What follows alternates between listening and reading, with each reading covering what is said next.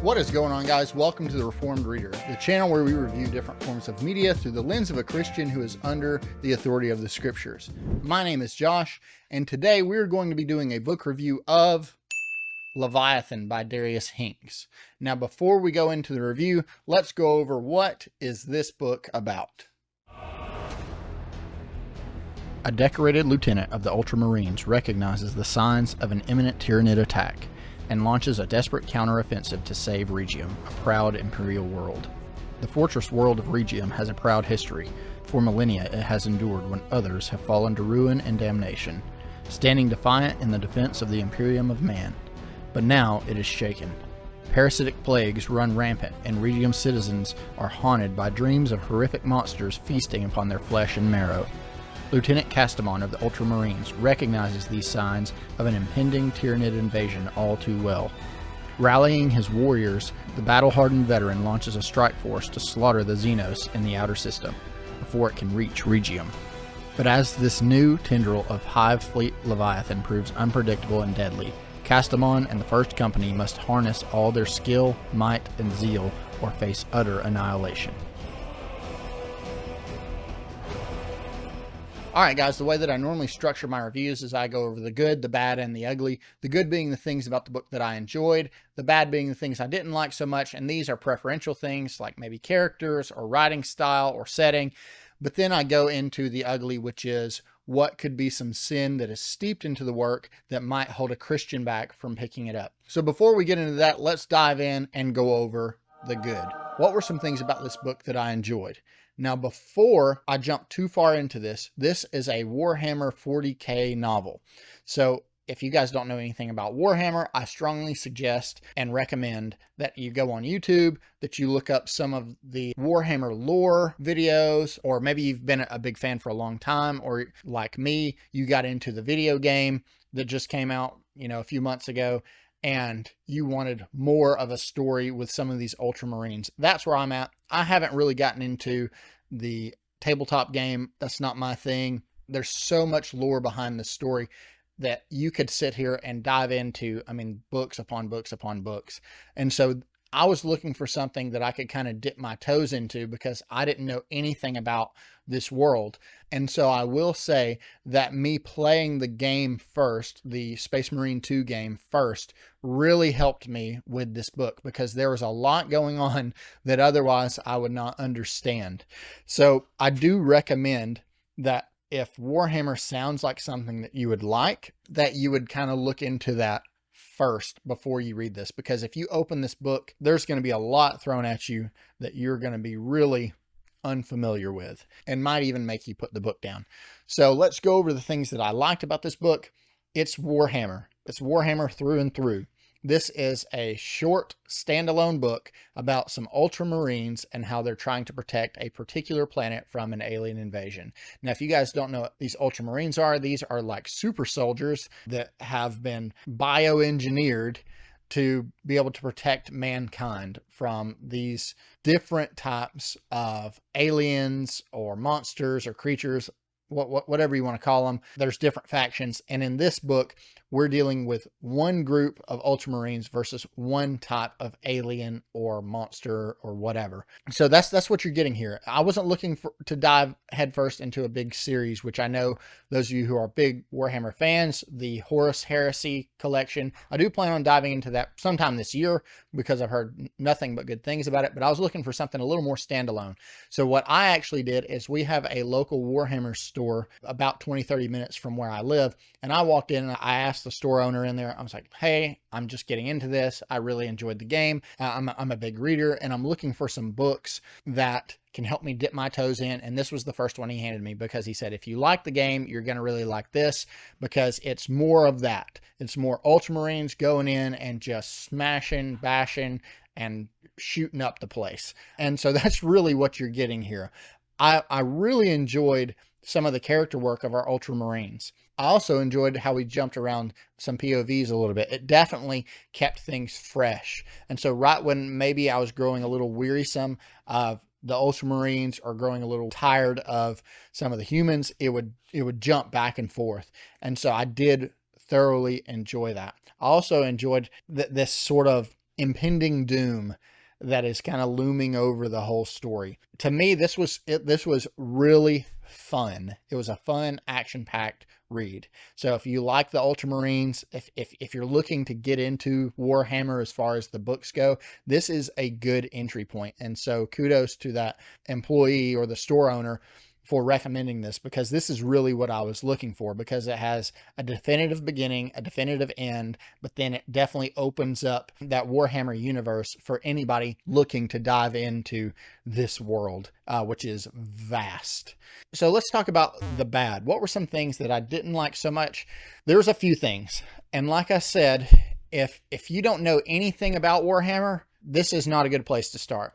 If you haven't played the game, if you haven't watched some videos, if you haven't kind of dipped your toes into the world, I don't know that I would recommend you jump into this. I would actually probably recommend against it, because there are some different types of care, like an Ultramarine. If they just say an Ultramarine, you may not have any idea what that means. But for those people who are more steeped into the universe, you don't need all these descriptors. You don't need to know that these guys are 10, 12 feet tall and they're, 6 feet wide and they've completely covered head to toe in armor and that they are impervious to pain. And you don't need to know all that. So when he just says, a group of Ultramarines, you know exactly what they're talking about. And that's kind of what Darius Hinks does here. He doesn't really hold your hand through much of this. And the same goes for the Tyranids. If I didn't know what the Tyranids looked like because of the game, I would have really struggled with some of these descriptors. Just kind of being thrust into the universe can be a challenge. Also, jumping from POVs, while I said that I enjoyed it, there were some drawbacks to it, because there were some characters that I didn't care anything about, but also it was a little difficult to differentiate between the characters. And the reason is because this is a standalone, you can't really dive deep into the backstory of some of these characters, and that's including some of our POV characters. So because of that, it makes it a little more difficult to be invested or to even know which person it's talking about. And so you have to use some context clues there to understand and differentiate between the characters. And that includes our Ultramarines, because when it's talking about Lieutenant Castamon, you know him because he's one of our main characters, if not the main character. But then when it starts talking about some of the other Ultramarines, the waters can get a little murky. And so I would just recommend that you don't jump into this before you get into anything else that is in the Warhammer universe. Other than that, I really liked it. So now let's talk about the ugly, which is what could be some sin that is steeped into this book that might hold a Christian back from reading it. And so I break this down into 5 categories. The first being violence and brutality. And I gave this a 9. This is a brutal, and violent world. This is a world or a universe at war constantly. And it is just, I'm talking brutal. I think for anybody that hasn't read any of the Warhammer books or hasn't dived into any of the Warhammer work at all, if you played and enjoyed Gears of War on the Xbox, you're going to like this. If you did not like that, you're probably not going to like this, because I would say that this is sort of like Gears of War in space. Now, I know that this came first and that this is far more popular in the grand scheme of things, but I do think that less people actually know about it. And so if you enjoyed Gears of War, I think you're going to like this. I think this will be definitely something that you want to check out. It's pretty violent. It's very brutal.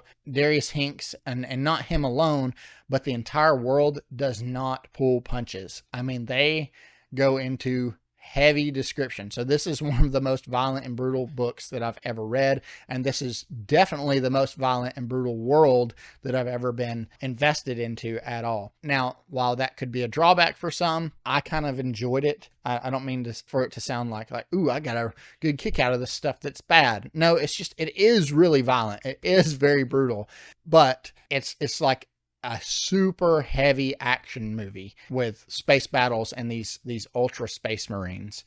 Imagine that you put the Incredible Hulk into armor and then gave him weapons and said, go wipe out these aliens. That's kind of what you're getting here. That's how violent and brutal this book can be at times. And so this leads me into the second category, which is sexually explicit content. And I gave this a 0. Now, it's been just a month or two since I've read it. So I can't remember absolutely everything about it, but I do not recall a single instance of there being anything that is sexually explicit in nature. I also don't even think there's anything that is romantic in nature. I do think there are a couple scenes where I know a man in particular is seen, and we're reading about him in his birthday suit because he's insane. He's happy because he's insane. But other than that, I don't think there's anything in here that's explicit. And also, even with that, it doesn't go into descriptors or anything. So I gave this a 0, but just to be on the safe side, I think maybe I'll push it into a 1, just so that way if somebody picks it up and they go, well, you said there was nothing in here, but there's actually, so just to be on the safe side, I'm going to give it a 1, but I don't remember there being anything explicit in here, and there shouldn't be. It's a war book. It's a book about brutal, violent, alien, multi-planetary war. Now, this leads me into the third category, which is language. Now, language, again, it's been a little while since I've read it, but I don't remember anything in here, but I'm going to give it a 3 anyway. And the reason is because the world is so violent and brutal that even though I don't recall any language, I would not be surprised at all if there isn't some. And I wouldn't be surprised if there's quite a bit. I just don't remember any of it. I would say just approach with caution. I don't remember any language, but I don't doubt whatsoever that there is some in here, because you're dealing with basically a human population on a planet facing extinction. And so the tensions are extremely high. So there probably is some that I just don't recall, which is why I'm giving it a 3. So this leads me into category 4, which is going to be gratuitous inclusions. I gave this a 0. I don't remember there being anything gratuitous in nature as far as diversity and inclusivity for the sake of being diverse or inclusive in this work. I do know that there are particular authors that do write for the Warhammer universe that have leaned that way, and the fan base has actually kicked back pretty heavily against that. They said, we don't want any of that stuff in our universe.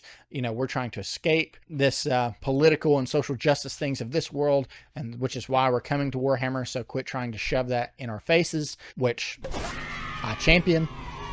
But I don't remember there being anything in here whatsoever, because it would be nonsensical. So I gave that a 0. And then this leads me into dark themes. Now, I gave dark themes a 6 here. And the reason is because it does deal with some heavy themes, some heavy topics.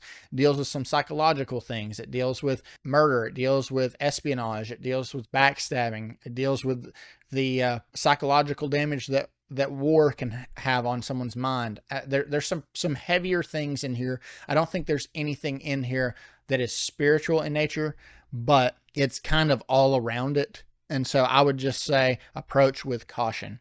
And so this leads me to the final question, which is, would I recommend this to a Christian? And I would say it really, really, really depends. Most of the time, I would say probably not. It would take a very particular individual that I would recommend this to. And it would be somebody that already enjoys Warhammer, or somebody that has enjoyed Gears of War in the past, or somebody that wants something like that and they're looking for something like that. That's exactly what this is. I really enjoyed Gears of War when I was growing up. My brothers and I played through that so many times. And so this is, like I said, this is like galactic Gears of War. And so I've really enjoyed diving into this universe. I loved the game that came out. I really enjoyed this book. I am really looking forward to diving into some of the other books, which I already have over here on the shelf. I look forward to visiting my local Warhammer shop and picking up some more of this work. I really enjoy the world building. It is just fantastic. So would I recommend this to a Christian? It really depends. If you're looking for something that's really hard hitting, that you could turn on some really heavy music and listen to while you're reading a book about this huge war, then this is probably the book for you. I would even say for those people that enjoyed the Doom games, you'll really like this. Doom wasn't so much my cup of tea because it definitely leaned more into the underworld side of things. And this is more of the sci-fi aspect. And so I really enjoyed reading this. But I actually had some of the music from the Doom games playing while I was reading it, and it just fit perfectly. So would I recommend this to a Christian? It really depends. And I would say probably not to most people, but I would to a select group. I think that select group would really, really, really enjoy this. But I think those people are going to be few and far between. So if you're unsure, you're like, I don't even know what Warhammer is, just do a quick Google search, do a quick YouTube search of Warhammer for beginners, or, what is Warhammer? And they've got 5-10 minute little videos, and it will tell you pretty much all you need to know on whether you're ready to check out or dive into it yourself. So I really enjoyed this book, and I look forward into diving into the other ones. Guys, if you've liked the Warhammer novels, let me know what I should jump into next. I'm thinking about doing some of the Eisenhorn books because I have that omnibus, or Gaunt's Ghosts. I have both of those. I think I'm going to get into those pretty soon, and before I jump into the Horus Heresy, because I know there's like 30 or 40 books in that series. But yeah, let me know down in the comment section below what I should jump into, or if you liked it or if you hated it. I love talking to you guys down in the comment section, so please drop me a comment down below. Guys, thank you so much for hanging out with me and listening to me rant about a book for a little while. I appreciate each and every one of you, and I'll see you on the next one.